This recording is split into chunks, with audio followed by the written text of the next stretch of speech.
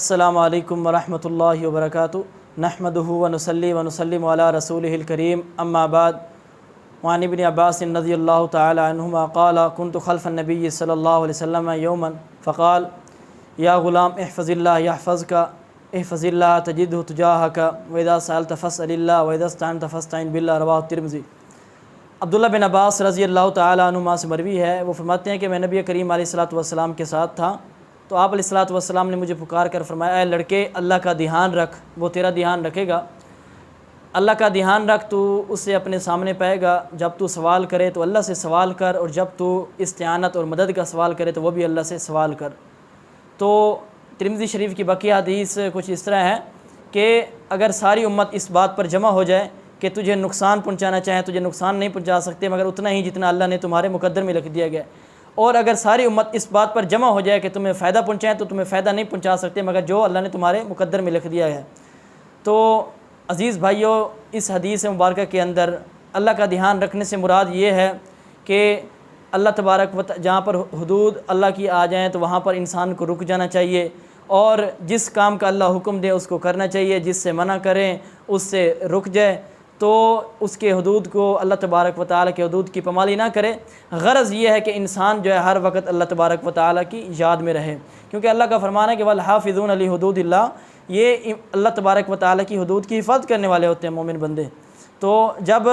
ہم اللہ تبارک و تعالیٰ کا دھیان رکھیں گے، اس کے حدود کا خیال رکھیں گے، اس کے حکم کو مانیں گے اور اس کی منع کی چیزوں سے رک جائیں گے، تو پھر اللہ تبارک و تعالیٰ بھی ہمارا دھیان رکھیں گے۔ فرماتے ہیں اللہ فاذکرونی اذکرکم، تم مجھے یاد رکھو میں اللہ تمہیں یاد رکھوں گا۔ تو پھر جب انسان اللہ تبارک و تعالیٰ کا دھیان رکھتا ہے تو پھر اللہ تبارک و تعالیٰ ہر ایک معاملے میں انسان کو کافی ہو جاتا ہے، چاہے وہ دنیا کا معاملہ ہو یا چاہے وہ آخرت کا معاملہ ہو۔ دنیا کے معاملے میں اللہ تبارک و تعالیٰ انسان کا دھیان اس طرح رکھتے ہیں کہ اس کی اولاد میں، اس کے جسم میں اللہ تبارک و تعالیٰ اس کے مال کے اندر فراوانی اور جسم کے اندر عافیت، اولاد کے اندر عافیت دیتے ہیں، اور فرشتے جو ہے ہر تکلیف دہ چیز سے اس کی حفاظت کرتے ہیں،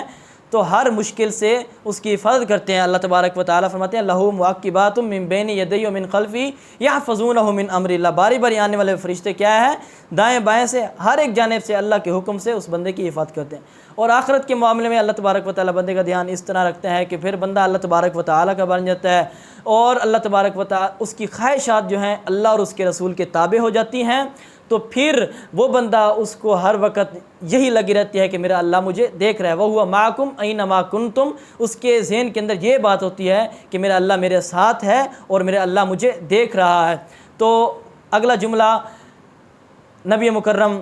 صلی اللہ علیہ وسلم نے فرمایا کہ جب سوال کرے تو اللہ سے سوال کر، چونکہ اگر ہم اللہ سے سوال نہیں کریں گے، اللہ سے نہیں مانگے تو یہ اللہ ناراض ہو جائے گا، یہ اللہ کی صفت ہے۔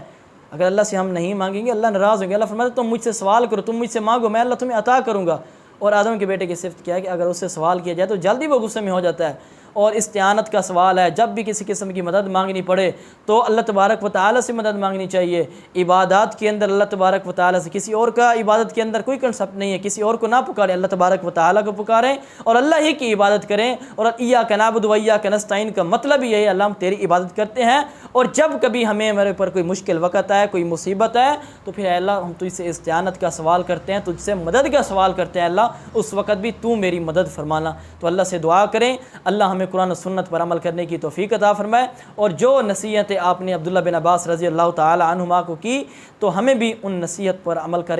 کرنے کی توفیق عطا فرمائے۔ اللہ ہمیں بھی ان نصیحتوں پر عمل کرنے کی توفیق عطا فرمائے۔ اقول قولی ھذا واستغفر اللہ لی ولکم۔